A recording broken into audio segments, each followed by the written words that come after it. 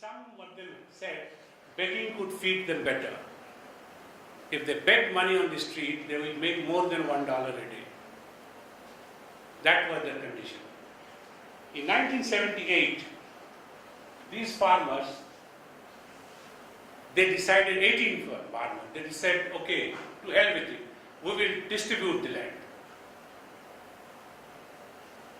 We'll distribute the cattle, distribute the implements, and start individual farming. That was which gave rise to what they call the Baogang system in China. Each family was allotted an equal piece of land. But it ran into problem in drought years. It was with regard to the people who had lands near the water had access to more water. So what they did was, this was in 1978, 1983, they redistributed the land again, saying, okay, not only the land is distributed, the pond is also distributed, that everybody has access to pond. Now this was in 1970, 83 was blasphemous. He was hanged by the nearest tree. But there was a guy in the village, his name was Wan Li, he was an ally of Deng Xiaoping. He recognized that this was the way to go forward. And he briefed Deng. Deng gave that statement that a great creation of the Chinese farmers. The great revolution, the agricultural revolution of China started by those 18 farmers. By 2008, China had 528 million tons of grain. Right? So what is the lesson from this? Anybody? What is the lesson? What is it?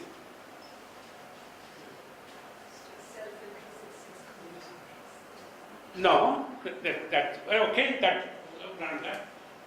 okay. See, what happened was, if the community interest, community action related to food security in one village, that could be scaled up to benefit the whole nation when there was state action, when there was an enlightened leader who could recognize that this has a potential. So that's what I say that only community action will not do.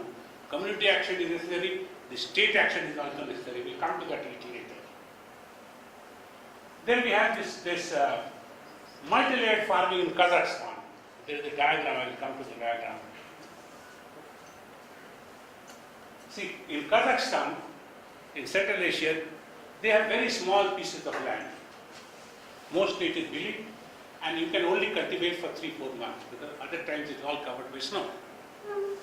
So what the farmers do is, they do multi-layered farming.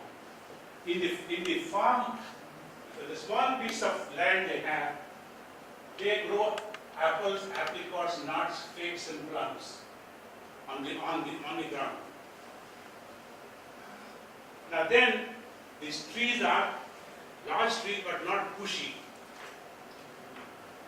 On the ground level itself, but then they grow cabbage, leafy vegetable, grains, tomatoes, and cucumbers. The ground level.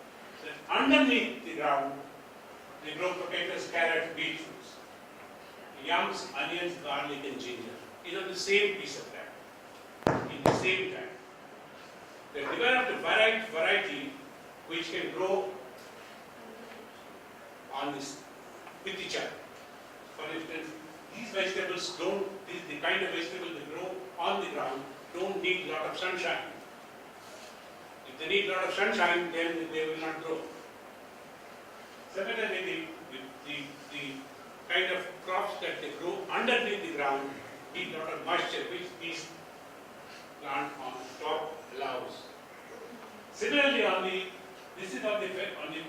one side, on the side of protein, they have various kinds of animals. They have horses. During winter, cows, buffaloes, and sheep all leave the place. They are taken to the less colder areas. Horses provide them milk. So horse milk is actually the national drink of Kazakhstan. They have cows, buffaloes and sheep which they slaughter before the onset of the winter and put them on their rooftops.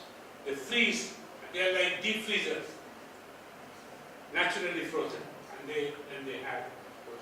Poultry also do the same thing. So there also each household has multi-layered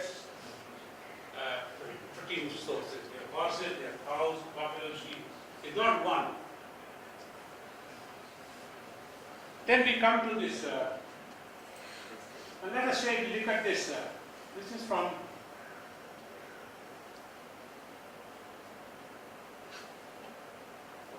the food calendar from West Bengal.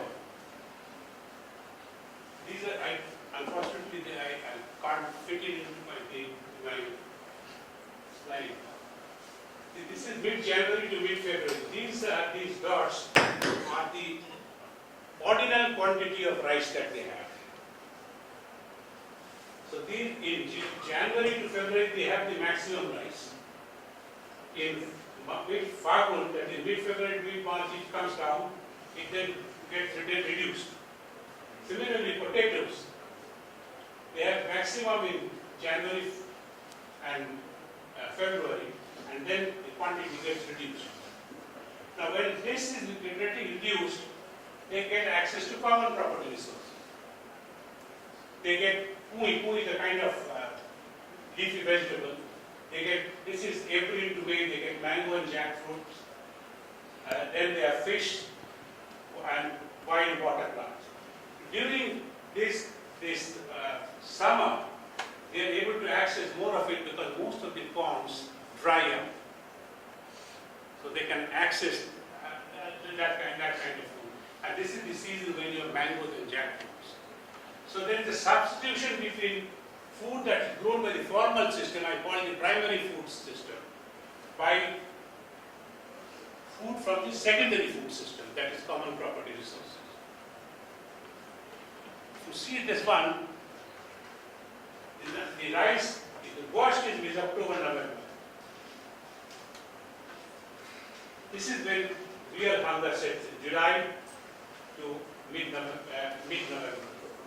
When they neither have enough of pulses and starch, nor they have enough of common property resources. This is the food category. This is another way of using it. The same thing happens this is in Japan. They also use wild vegetables during the different months of the year to substitute their. Now, is the collection? Sorry? Is the collection of common property resources regulated by a social mechanism? No. They have customary rights. Customary rights are defined. We also had customary rights. Like the Northeastern tribal community. All tribal people had customary rights. They also have customary rights, right? Our customary rights, unfortunately, has been taken away now. Yes, it has taken away.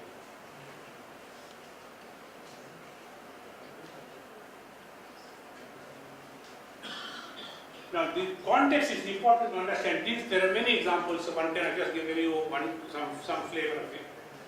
These are only partial solutions to manage risk. They cannot tackle all the risks. Then communities, what is food security again is dependent on community's perspective.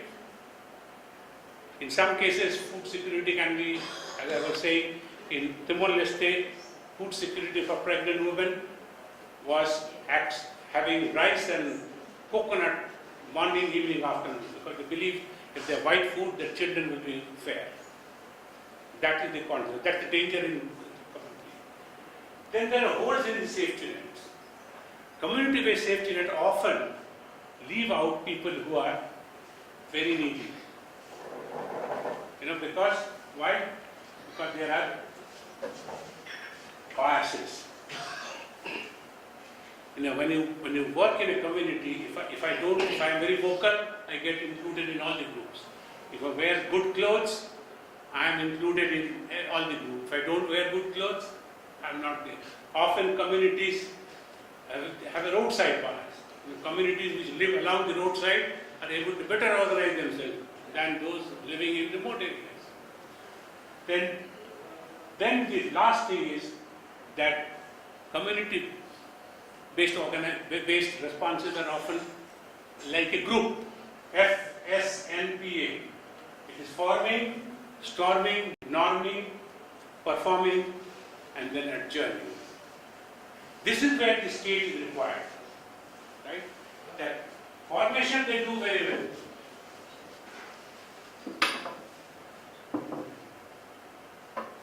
Forming, that is when they form. Norming is when they set the norms, how we manage.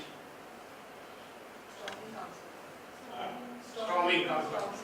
Storming. That's when they brainstorm. They have what to do, and then they come to consensus. Then they perform.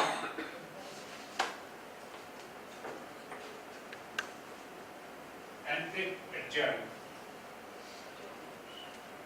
In modern jargon, we say, it is not sustainable. After a point in time, a group peters away. So that's where the state wants to. If we look at that Chinese farmers, 18 farmers who did that, it could not get adjourned because they intervened and ratcheted it up throughout the country. So this is very important. That's the problems of community-based responses. Okay, I will stop there and leave it for questions. Yes.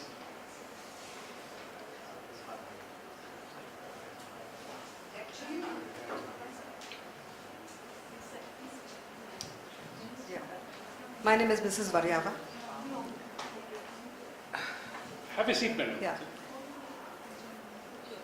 I've been involved with groups of various kinds, environmental groups, and since the last 8 or 9 years with farmer groups, particularly in Vidarbha. The greatest threat to community food security, unfortunately, is government policies. The introduction of BT cotton, for instance, a genetically modified, has wiped out thousands of local varieties of cotton. It has resulted in, you cannot attribute it directly to BT cotton, but there is no doubt that farmer suicides in Vidarbha have doubled in the period after BT cotton has been introduced. There is the greatest resistance on the part of the state mechanisms to communities' need for seeds, for choice on seeds. And unfortunately, we don't have enough perceptive people like yourself in government or formally in government who will join hands with those who are working at the grassroots level on these issues. On the other hand, I don't know if you are aware of the Andhra Pradesh work of SERP, Society for Elimination of Rural Poverty, for the benefit of those who are here. I drafted the project report of the World Bank. Wonderful. I was member secretary of the Poverty Commission of Andhra Pradesh. Wonderful. I think that is a model that has been transformational, and if you would share with them the experience of that model, how one community saves 60 lakhs of rupees, one village, by going to non-pesticidal management, I think it would be wonderful. Thank you. Okay, there are two questions. One on the issue of BT cotton. The evidence is mixed. rain-fed areas and non-rain-fed areas. In Gujarat, Yeah. they have done dramatically well. Because of irrigation. So- Irrigation and good hybrids. Right. So, one cannot, I am not one of those who will outright on ideological basis. There's no ideology. I'm saying, see, march of science cannot be stopped. Science will take its own course. Has to. But what is science? Dr. Salim Ali was the greatest naturalist at global level. I know him personally. I've observed him. Science in natural systems, in biological systems, requires no more than a pair of binoculars or no more than an analytical mind.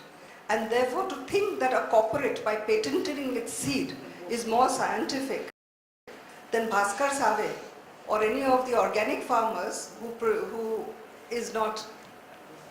See, ma'am, you asked me a question, you must I didn't ask a question. and you must answer Only that. Let me on, answer. on SERP. I was wanting to know about the Andhra Pradesh. See, so I am not against genetically modified crops, APT cotton is genetically modified. The problem is not that. Problem is we don't know enough about it. The problem is that research is taking in the private domain, governed by private interests. What we need to do is, can you put up the light, please? Scientific research should be, R&D should be in the public domain. Therefore, there is need for a second green revolution, which should not be input based. The second green revolution should not be based on more fertilizer, chemical fertilizer, more insecticide, more pesticide, more irrigation, whatever. No. It should be based knowledge intensive agriculture. And knowledge is of two kinds. Implicit knowledge, or tacit knowledge and explicit knowledge. That is, the genetically modified crop is march of science, that is one knowledge. But there is also knowledge available to the communities. Because communities have fed humankind for thousands of years without Monsanto and Cargill. But as rational human beings, we have to give it a chance. We have to look at it and take informed judgment. The first thing is, and if you want to do tacit knowledge, then you must have an intellectual property regime. That the knowledge of the poor farmer is not taken away as patent by non-state actors. So that's the state agenda. Then third is setting the factor inputs right. That's what organic farming, inorganic farming. You know, you have to make a mix. You cannot say I will do only organic farming. You cannot say I will do only inorganic farming. It has to be context specific. And then finally, you have to build institutions. The biggest tragedy of our country today is that we have broken the institutions. All big institutions, institution is not necessarily the Observer Research Foundation. Institution has a whole range of code of conduct, ethics, marriage is also an institution, class, division of labor, everything. Right? So, genetically modified crops, I don't think that should. Now on SERP, it had several components. It was an integrated project. Can you have the lights on? It had several. It has on child labor. It was on microfinance. It was on irrigation. It was on health. Actually it's called the Society for Elimination of Rural Poverty. Started by Chandra Naik actually. And a very conscientious officer, Mr. Raju, was the chief executive of that. Vijay Kumar was second in command. But Raju fell out with Mr. Chandrababu Naidu, was lost in the elections. And I think Rajshekar Reddy came in power. Then they shut it out, Raju. And then Raju. Vijay Kumar then became, he was second in command. Vijay Kumar is incidentally the person who was captured by the Naxalites, along with S.R. Sankara, yes. He was then, so, and one of the persons who negotiated release was my boss, P.N. Irvandar, was the later Prime Minister, Secretary to the Prime Minister. So I know that process very well. Vijay Kumar. But that's again, SERP is one example. Very good. Nobody knows about it. In Maharashtra. Right. So what we did, because there are models in Maharashtra also, the trick there is Deng, the Deng factor, Deng Xiaoping. He identified that 18 farmers are doing good work. He intervened, the state intervened. So here also there is need to have Deng Xiaoping who will take forward the SERP. There are other models also. See, the employment guarantee scheme, the Mahatma Gandhi National Rural Employment Program is nothing the employment guarantee scheme of Maharashtra. They were centuries, decades ahead of the national thinking. It was actually started in Maharashtra. Then Western development, when Sharad Pawar was the chief minister in Maharashtra, the whole concept of Western development started in Maharashtra. Wasteland development, unless there is a mechanism for sharing of equitable sharing. I don't know whether it is there or not. Actually, I don't know. First is to have the cake. First to have the cake, then try to distribute it. Other places we don't have the cake, so the question of distribution mechanism is not arisen. Because Maharashtra had some excellent examples. Salunke and his water. What happened? What happened? Watershed. Huh. Salunke is pioneering work in Siddhi, not relevant Siddhi. Yes. But we have not. The state has not been instrumental in replicating. Upscaling it. Upscaling. There was a watershed development. At one point in time, Government of India had a watershed development program, but it didn't take off. This brings us to the question of community responses. I think a major role of community response is to pressure the government into doing what it should be doing. No, that is not the role of the government. No? You don't think so? That is the role of the NGO. Of the NGO. That is the role of the NGOs. Communities cannot. Because communities are, as I said, dictated by the common interest. I am only interested in ensuring that my village nobody drinks. I cannot pressurize the government because I don't have that linkage. That's where the role. That's why what Anna was doing was great. Pressuring the government into, and as I said, they overdid certain things. Well, in any movement, these things happen. But then now he has moved into a political party. So you need somebody else to pressurize him now. See, once you change the role, he may be in government, he may win the elections, I don't know. Then you need as Carlyle had said, all powers corrupt, absolute power corrupts absolutely. So when he is in government, there will be somebody else needed to pressurize. Right? A brief note to everyone, please keep your questions brief and please speak into the mic. Yes. Any more questions? The community essentially have informal and non-market oriented character. Yes. So, but when a state intervene, you want to actually replicate the model through state, which essentially has a formal character. So you are picking on something which is actually informal and non-market based, and then trying to replicate it throughout the country through a formal and market based mechanism. So there is a doubt. Very good question. If I understood it correctly. The community-based responses are formal, non-market based. What I am saying is, you need state support so that other communities can do the same thing. I am not saying you move that into. The moment you move that into the formal structure, it will be another response. I am not saying necessarily that is bad, but it will not continue to be a community-based. That can be good also. Why not? We are not sure. The success upscaling, because community by definition is small. But say India, 1.2 billion people is there, right? So if you want to take a community of 50, 100, 200, cannot make a change. If you want to make a change, state has to class it, and state has to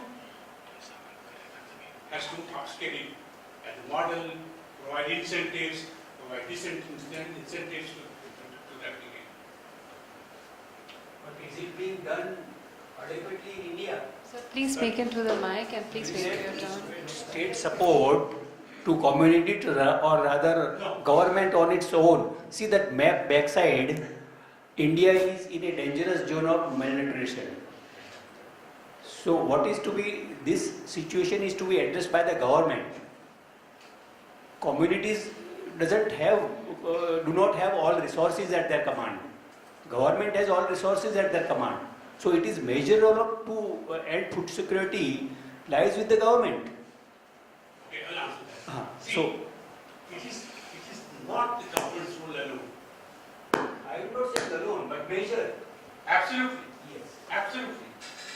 Particularly in the Indian context, the government has to have their own. Because,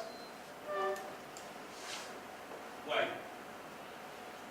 According to government's own estimate, according to this report of the Committee on Informal Sector, 77% of the people have less than 20 rupees a day. Right. So with that amount of, that money is power, whether you like it or not. Information is power, money is power. If I have money, I can have information also. So the state has to play it. State cannot abdicate its responsibility. So on the one hand, food grains are rotting. On the one hand, food grains are rotting in the godowns. Yes, Supreme Court suggested something to government. yes. Instead of spoiling the food grains, why not distribute it to poor people?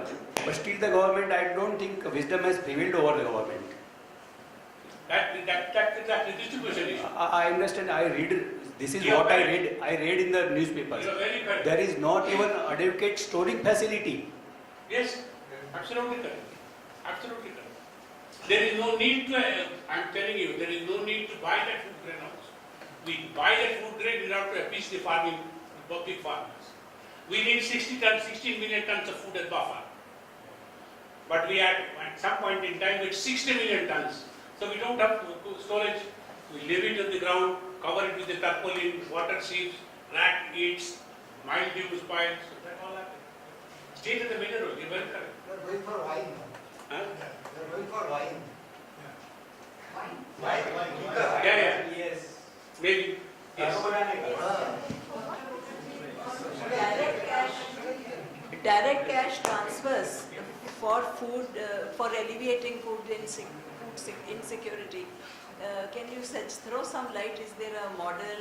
Because so far it's not covered, but in future it's going to be there. See, there are two kinds of things we are dealing with, right? One is ensuring food security, right?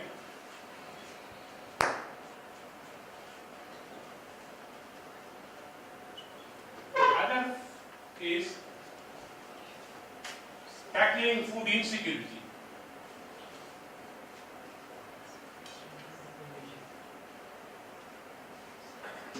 Or to make it more poignant, maybe say hunger. This Cash for Food program is important to break when food security has set in. When people are hungry. And this is nothing new. Our netas have not invented anything. This is in the Indian Famine Code. The first Famine Code was written in 1853 during the Santhal revolt in Chornapur.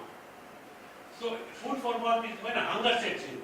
But all this what we are arguing is we need to do to ensure food security that this state does not arrive. Like this food security bill. This is nothing but 2 rupees rice scheme of N.T. Ramarao many years ago in Andhra Pradesh. That works when hunger sets in. But we need that does not that food security bill will not ensure guarantee food security in the future. Because other things will go wrong here and there. Yes, sir. So myself, Dr. Ashish Raj, I'm from Lens Foundation. I would like some more clarity on my friend Gaurav's question about using a non-formal community in by a formal structure. And secondly, I'd also like to add one more question to it. Does it mean that we're implying that one size fits all? That is No. also, yeah. First a clarification on this question, then we can answer this. One side doesn't fit all. Then how can the state replicate one small 18 farmers for the whole of the state? We are assuming that everyone is like those 18 farmers. See, I took the example of that Chinese example, right? Something can work everywhere, but everything cannot work everywhere. Improved seed will work everywhere. Improved irrigation water will yield everywhere. Improved scientific input will increase productivity everywhere. Method of cultivation may not. The kind of crop that you grow may not. You cannot grow rice in Punjab. You cannot grow wheat in West Bengal. Because weather conditions are different, soil conditions are different, ecology is different, hydrology is different, climatology is different. There are certain things which can work everywhere, certain things which cannot work everywhere. I'm not saying use it, but there is certain, that which works everywhere, do it. In Chinese example, decentralization works, so decentralize. Let the farmers cultivate, that works everywhere, let them cultivate. Right?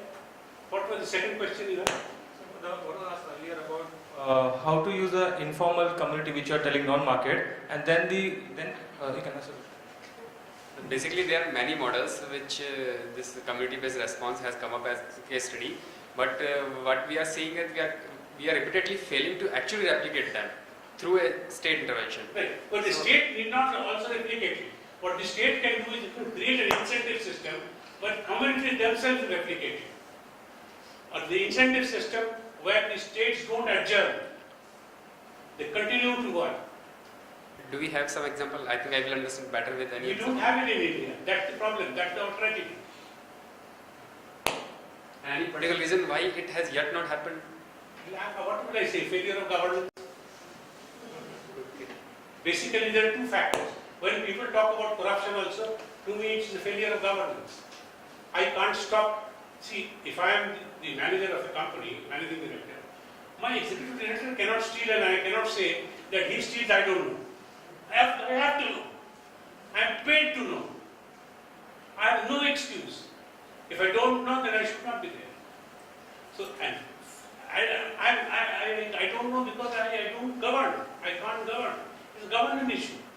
See, even now, if you see in India, different states are under the same law, same constitution, same democratic system. Some places there is more hunger, some places less hunger. Why is Kerala PDS succeeded? Because people are educated. Their human development index is better than many developing countries. They can compare with this Scandinavian countries. Their health system is better. Tamil Nadu, why does midday meal scheme has worked? Again because of education. It is the utter failure in Bihar. Bihar, it was in such dumps when Lalu Prasad was the chief minister and Rabdi Devi. But see what Nitish has done. Transformed the face of Bihar. Why? Governance. It's just, why does it not happen? It's governance. It's not the system of government, it's the people who make it. Actually, I'm very fond of saying that India had only one prime minister. I'm old-fashioned. Can you tell me who? Actually, two, 1.5. India. Nehru and Vajpayee.